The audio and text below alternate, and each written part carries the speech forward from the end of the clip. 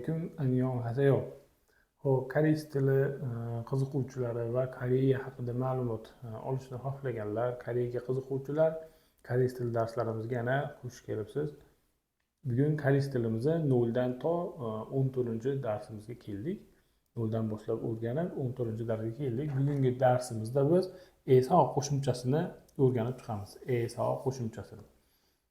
Xo'p, darslarimiz sizlarga ma'qul kelayotgan bo'lsa, manfaatli bo'layotgan bo'lsa, bizni like hamda obuna bo'lish, ya'ni podpisatsiya tugmachalari orqali bizni qo'llab-quvvatlashinglarni so'rab qolamiz. Bu bizga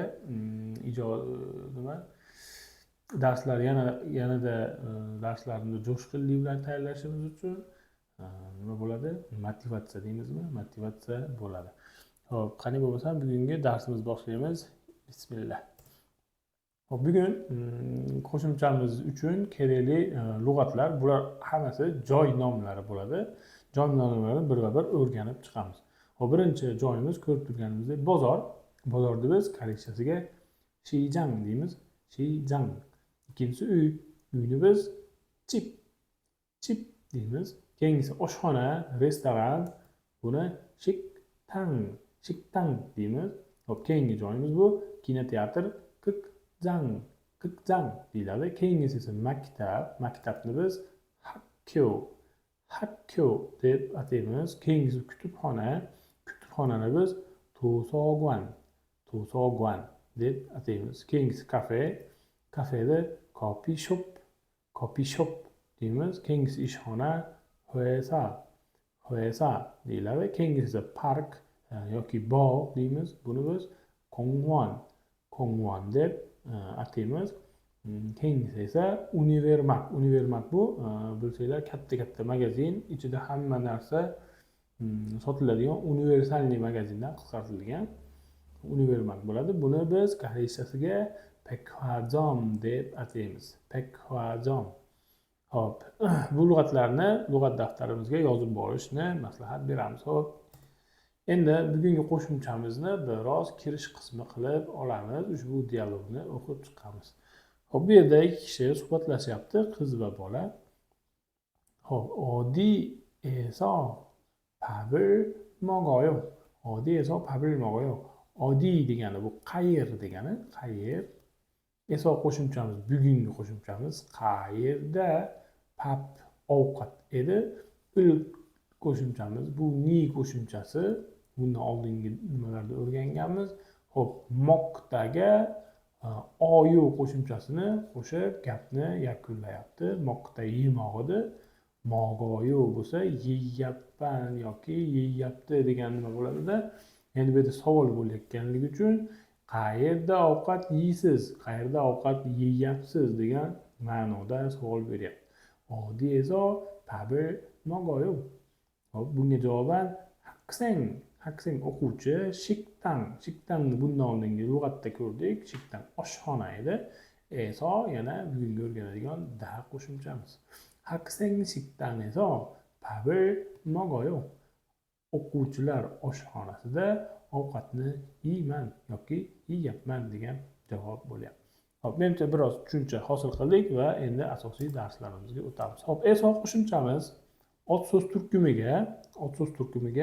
turkumiga asosan joylarga, bugun ko'rib chiqqan joylarimizga qo'shilib keladi. Qaysidir joyda biron e'tiborliroq bo'lamiz. Harakat amalga oshganini ifodalashda ishlatiladi. Xo'p, joylarga qo'shilib keladida, qaysidir joyda biron harakat amalga oshganini ifodalashda ishlatiladi. Tarjimasi shunda ga to'g'ri keladi. Xo'p, bu joyga ahamiyat berib qo'yamiz. Agar biron joyda harakat amalga oshsa, shundagina buni deb tarjima qila olamiz. Bu eso qo'shimchamizni boshqa funksiyasi ham bor. Shuning uchun shu joyga biroz ahamiyatliroq bo'lasizlar degan umiddamiz. Xo'p, endi bu qo'shimchamiz agar ot so'z turkumimiz patsim bilan tugasa yoki tugamasa, demak patsim bilan tugasa-da tugamasa, patsimga qaralmasdan eso qo'shilaveradi. Misol uchun hakko bu nima edi? Hakko bu maktab edi. Hozir lug'atlarimizni ko'rib chiqdik. Endi bunda patchim yo'q, bo'lmasa ham demak eso qo'shilyapti. Xo'p, keyingisi shikdang. Shikdang bu oshxona edi. Bunda endi patchim bor. Patchim bo'lsa-da bu yerga eso qo'shilyapti. Hakka o eso maktabda bo'lib tarjima bo'ladi endi. Maktabda. Hop, shikdang esa bo'lsa oshxonada bo'lib tarjima bo'ladi. Hop, keling endi bu namunalarimizga biroz gaplar tuzib ko'ramiz. Hop, maktabda kongbuhada. Kongbuhada bu dars qilmoq edi. Bu fe'limiz yasalmagan shakli bo'lib turib, endi bu yerda fe'l va sifatlarni va yakunlovchi qo'shimchalar bor. Mana ayo, oyo, heyo. Bundan oldingi darslarda ko'rib chiqqanmiz. Endi qaysi payt ayo, qaysi payt heyo bo'lishligini mana bu yerda belgilangan. Hop, endi dars qilmoq bo'lyapti-da, biz buni hozirgi zamonda maktabda dars qilyapman deydigan bo'lsak, qanaqa bo'ladi? Hop, okey. 학교에서 공부해요. 학교에서 공부해요. Oxirida mana bu yoqda hadali fe'l bo'lganligi uchun heyo bilan yakunlayapti. Bu yerda joylar nomiga eso qo'shib da tarjimasini beryapmiz. Maktabda dars qilyapman yoki maktabda dars qilyapti degan ma'noda. Hop, ikkinchi nimamiz shikdang edi. Shikdang bu oshxona edi. Oshxonada endi pap bu ovqat. Endi moqta bu yemoq. Bu ham fe'l bo'lib, bunga ham xuddi shu yerdagi qo'shimchalardan qo'shishimiz kerak. Bu o'rtada ovqatni deyish uchun bu yerda ham o'rganib chiqqan yana bundan oldingi darsdagi qo'shimchamiz bor. Buni ham qo'shishimiz mumkin bo'ladi. Hop, endi buni qanday tuzamiz? Albatta. Hop, 식당에서 밥을 먹어요. 식당에서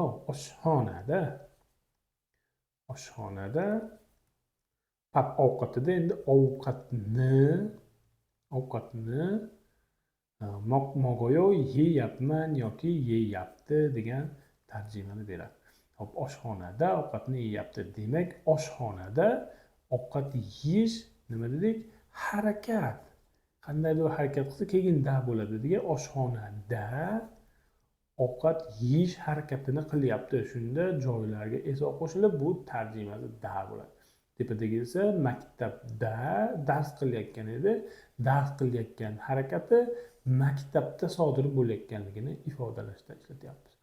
Xo'p, menimcha tushunarli bo'ldi. Endi keling bularda mashqlar orqali biroz mustahkamlab chiqamiz. Xo'p, bu tomonimizda mana ko'rib turganinglardek lug'atlar, mashqlarimiz uchun berilgan lug'atlar keltirilgan. Shular ishtirokida gaplarimizni tuzib ko'ramiz. Hop, qizchang bu mana ko'rib turgan birinchi lug'at bu kinoteatr edi. Kinoteatrda yonghua degani kino, yonghua poda ko'rmoqda. Endi u bilan bu fe'l u bilan yakunlanganligi uchun nima qo'shdik? Bu yerda ko'rib turganlardek mana u bilan yakunlanganga ayo qo'shamizda u bilan a va bo'lib ko'rayapti degan ma'noda kelyapti. Hop, qizchang esa yonghwa를 봐요. Kinoteatrda kinoni ko'rayapti degan ma'noda keldi. Hop, keyingisi hoesa bu ishxona. Endi ishxonada ilhada ishlamoqda. Buni ilheyo qilib yakunladik. Mana bu yerda namunasi kelyapti. Mana hadali fe'l heyo bilan yakunlanyapti. Endi ishxonada deyish uchun biz bu yerga nima yozamiz? Albatta eso bugungi o'rgangan eso da qo'shimchasini yozamiz. Ishxonada ishlayapman yoki ishlayapti. Hop, keyingi so'zimiz 백화점. 백화점 bu bugungi lug'atimizdan univermag edi. Univermagda kiyim sada sotib olmoq. Endi kiyimni sotib olyapman deydigan bo'lsak, xo'p, sadada da'ni olib tashlasak a bilan tugaydida sa yo bo'lib yakunlar ekanmiz.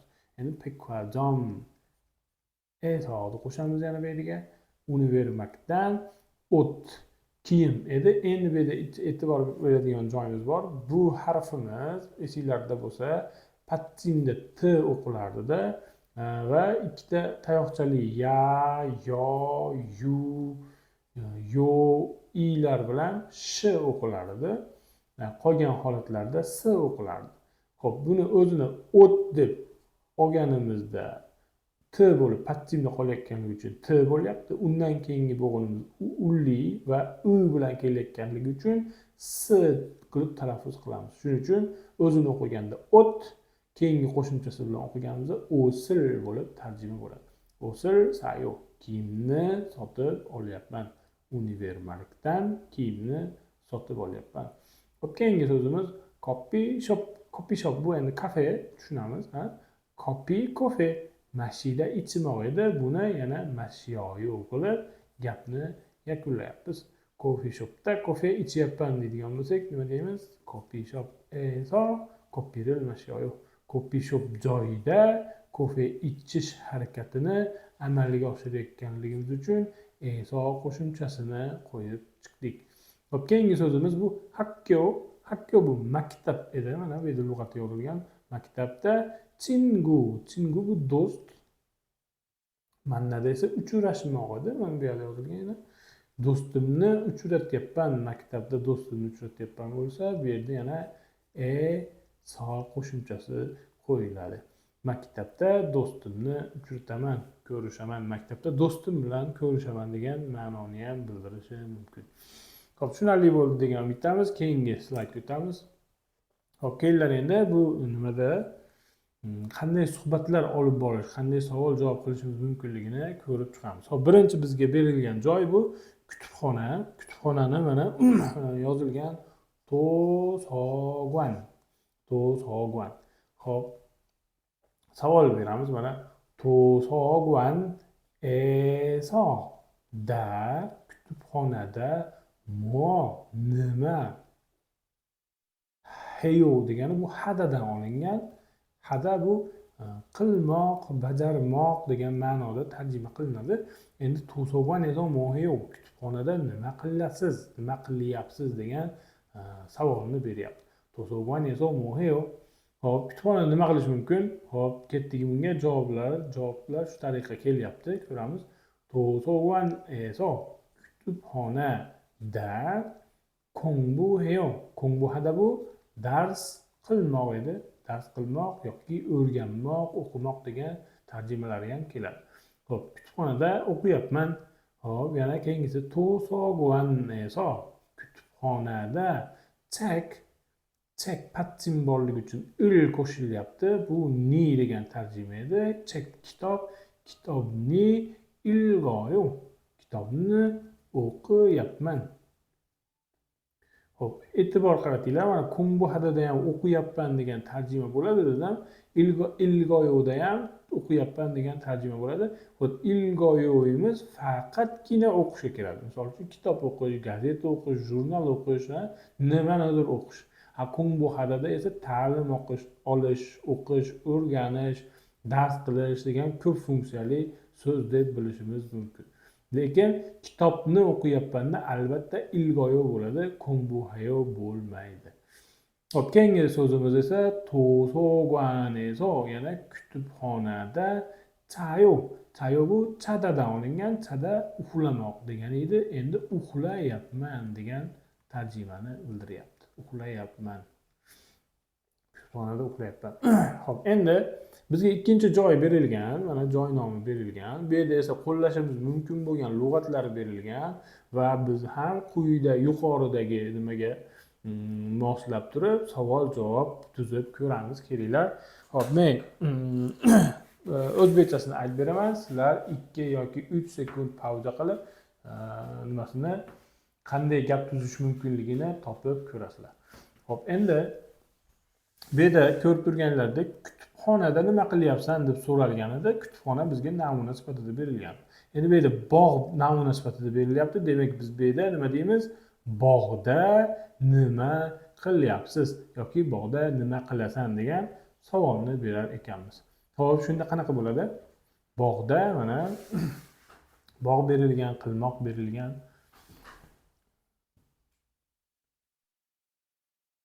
Albatta, bu yerda 공원에서 bog'da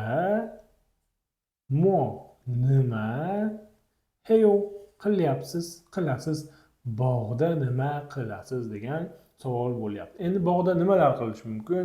Xo'p, endi bu yerda yana ehtimoliy so'zlar berilgan. Mana kitob o'qish mumkin yoki do'sti bilan uchrashish mumkin yoki sport qilish mumkin.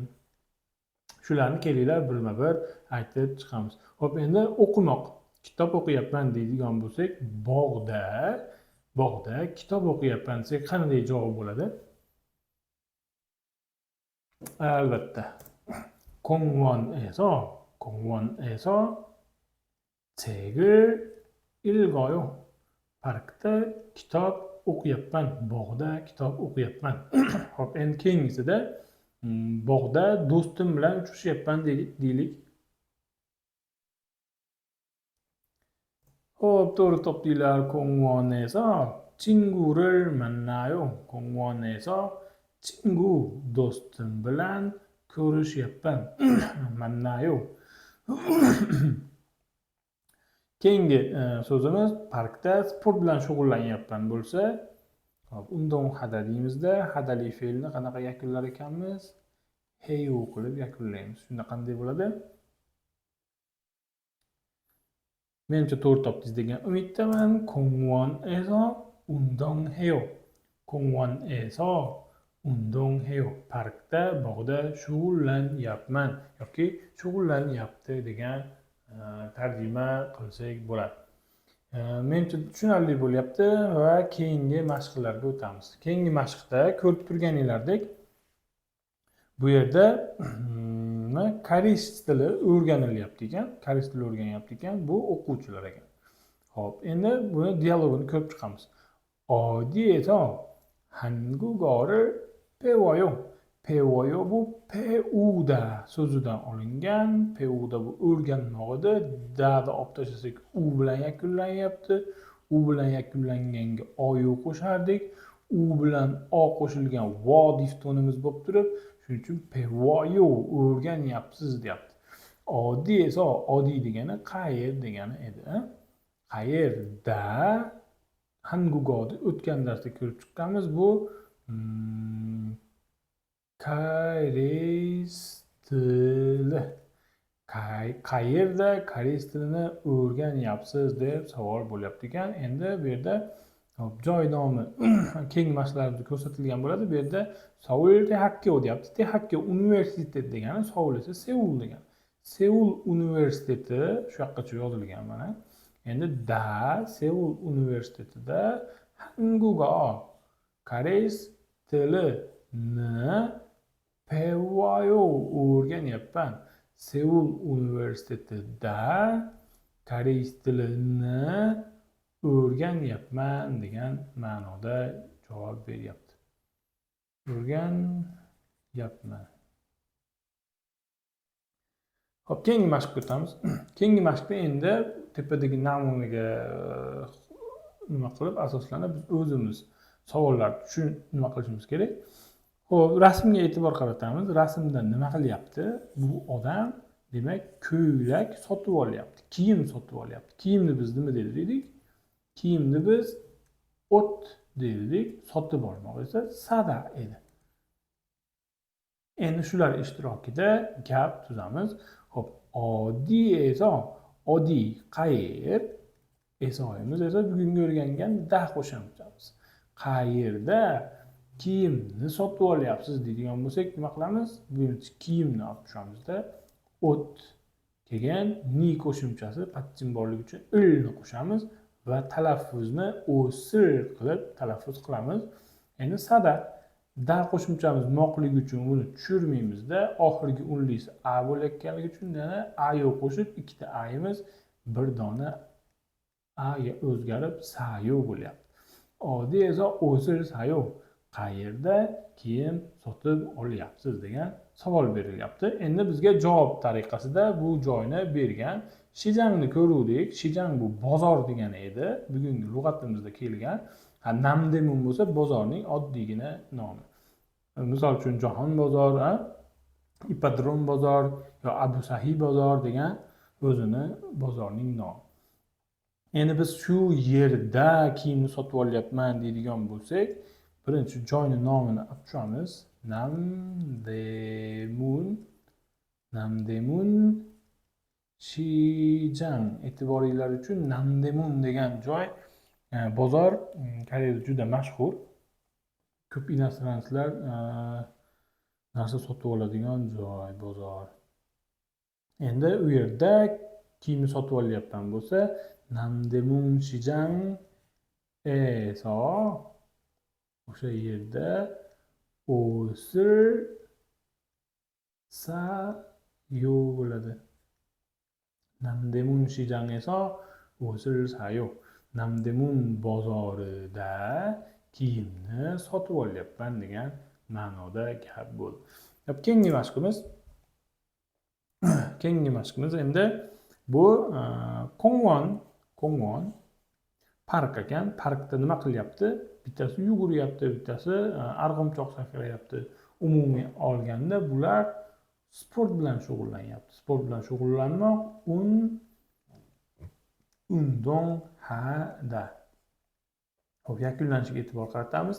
Hada bilan yakunlayapti, demak, nima bilan? Heyo bilan yakunlashimiz kerak bo'ladi.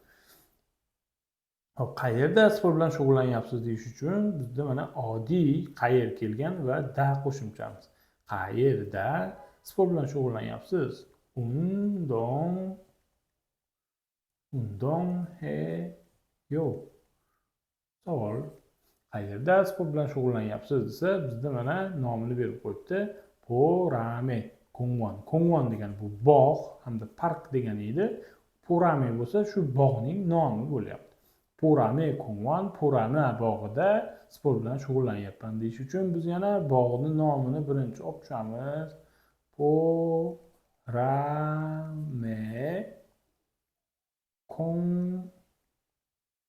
Kongwon da deyish uchun so Porame Kongwon esa sport bilan shug'ullanyapman. Undong heyo deb yakunlaymiz. Xo'p, talaffuzda esinglarda bor, talaffuzda so'rov shaklida o'qiyotganimizda bu oxirgi yo'lni cho'zamiz. Shunda qanaqa bo'ladi? Odi esa undong heyo. Porame Kongwon esa undong heyo degan ma'noda chiqadi. Xo'p. Menimcha tushunarli bo'ldi bugungi qo'shimchamiz. Shu bilan bugungi darslarimiz o'z nihoyasiga yetdi. Sizlarga manfaatli bo'lyapti degan umiddamiz.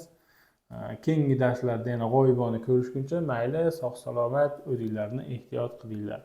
Annyeonghi keseyo.